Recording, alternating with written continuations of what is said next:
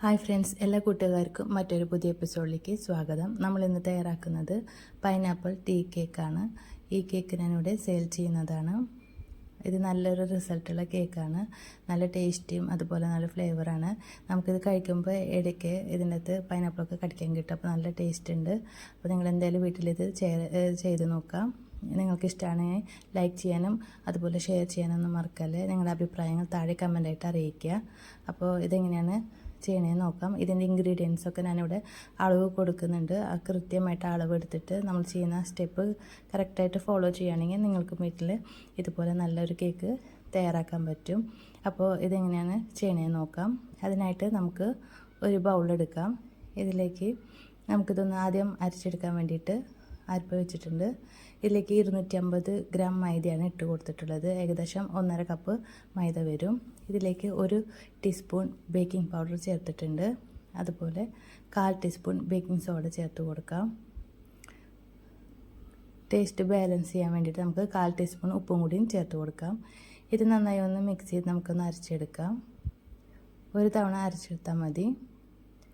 നമുക്ക് ഇത് മിക്സ് ചെയ്യാൻ വേണ്ടിയിട്ട് ബീറ്റർ വേണമെന്ന് നിർബന്ധമില്ല. വിസ്ക് വെച്ചിട്ടാണെങ്കിലും അതല്ലെങ്കിൽ ഒരു സ്പാച്ചിൽ വെച്ചിട്ടാണെങ്കിലും നന്നായി തന്നെ മിക്സ് ചെയ്തെടുത്താലും മതിയാവും. ഇതിലേക്ക് നമുക്ക് വേവിച്ച് വെച്ചിട്ടുള്ള പൈനാപ്പിൾ ചേർത്ത് കൊടുക്കാം. ഇത് 1/4 കിലോ പൈനാപ്പിളാണ് എടുത്തിട്ടുള്ളത്. വേവിച്ചതിന് ശേഷം 1/4 കിലോ അളന്നെടുത്തിട്ടുള്ളതാണ്. പൈനാപ്പിൾ ചെറിയ കഷ്ണങ്ങളാക്കി അരിഞ്ഞ് അത് പഞ്ചസാര 2 ടേബിൾ സ്പൂൺ തൊട്ട് 4 ടേബിൾ സ്പൂൺ വരെ നമുക്ക് ചേർത്ത് കൊടുക്കാം. അത് നന്നായി വേവിച്ച് അതിലത്തെ വെള്ളമൊക്കെ വറ്റിച്ച് നമ്മൾ എടുക്കണം. ഇതിലേക്ക് ചേർക്കുമ്പോൾ ചൂടുണ്ടാകാൻ പാടില്ല. നന്നായി തണുത്തതിന് ശേഷം ചേർത്ത് കൊടുക്കാം. നമുക്കിത് അങ്ങനെ വേവിച്ച് ഫ്രിഡ്ജിൽ സ്റ്റോർ ചെയ്യാവുന്നതാണ്.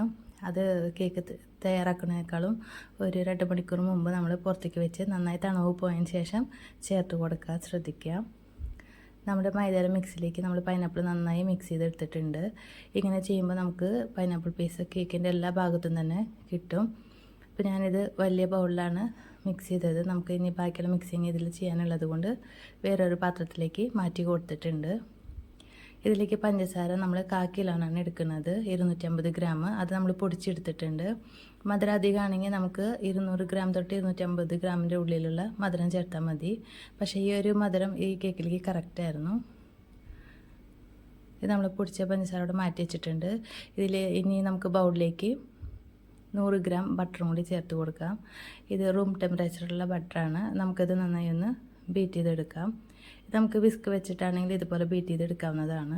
റൂം ടെമ്പറേച്ചറിലാകുമ്പോൾ അത് പെട്ടെന്ന് തന്നെ ബീറ്റായിട്ട് കിട്ടും. ഇതിലേക്ക് നമുക്ക് പഞ്ചസാര പൊടിച്ചത് കുറേശ്ശെ ചേർത്ത് കൊടുത്തൊന്ന് മിക്സ് ചെയ്തെടുക്കാം. ഞാൻ ഇത് ബീറ്റർ നമ്മുടെ 7 സ്പീഡുള്ള ബീറ്ററാണ്. അത് സ്പീഡ് 3-ലിട്ടിട്ടാണ് ബീറ്റ് ചെയ്യുന്നത്.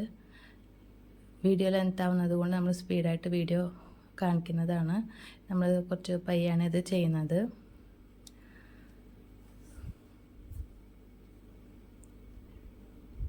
പഞ്ചസാരയും ബട്ടറും നന്നായി ഒന്ന് മിക്സ് ചെയ്തെടുത്താൽ മതി.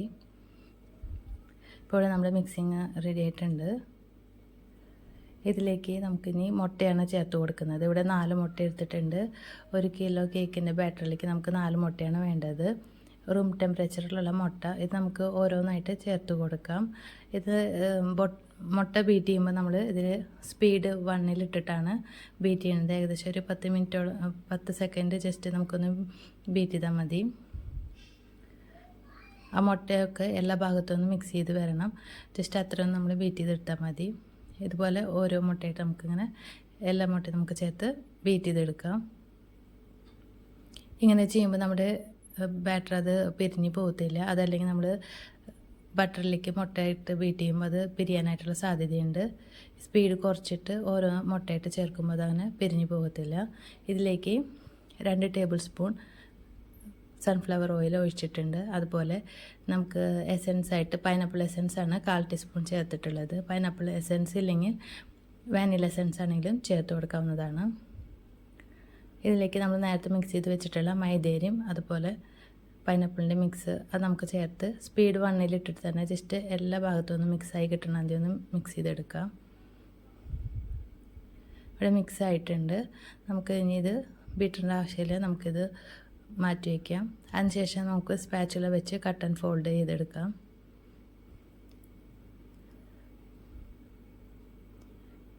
നമ്മൾ ഇത് ബാറ്റർ തയ്യാറാക്കുമ്പോൾ തന്നെ ഓവനിലാണ് ഞാനിവിടെ ബേക്ക് ചെയ്യുന്നത്. അത് പ്രീ ഹീറ്റ് ചെയ്യാൻ വെച്ചിട്ടുണ്ടായിരുന്നു. 160-യും 170-ൻ്റെ ഇടയ്ക്ക് വെച്ചിട്ട് ഒരു 10 മിനിറ്റ് പ്രീ ഹീറ്റ് ചെയ്തിട്ടുണ്ട്. നമ്മുടെ മോർഫി റിച്ചാർഡിൻ്റെ ഓവനാണ്. അതിൻ്റെ താഴത്തെ കോയിൽ മാത്രമാണ് നമ്മൾ ഓൺ ചെയ്തിട്ടുള്ളൂ. പാത്രത്തിലാണെങ്കിലും 10 മിനിറ്റ് നമ്മൾ പാത്രം ചൂടാക്കിയ ശേഷം തീ കുറച്ച് വെച്ച് തന്നെ നമ്മൾ കുക്ക് ചെയ്തെടുത്താൽ മതി. 45 മിനിറ്റാണ് എനിക്കിവിടെ ബേക്ക് ചെയ്യാനായിട്ട് എടുത്തിട്ടുള്ളത്. പാത്രത്തിലാണെങ്കിലും ഏകദേശം 45 തൊട്ട് 50 മിനിറ്റിൻ്റെ ഉള്ളിൽ തന്നെ നമുക്ക് തയ്യാറാക്കി എടുക്കാൻ പറ്റും.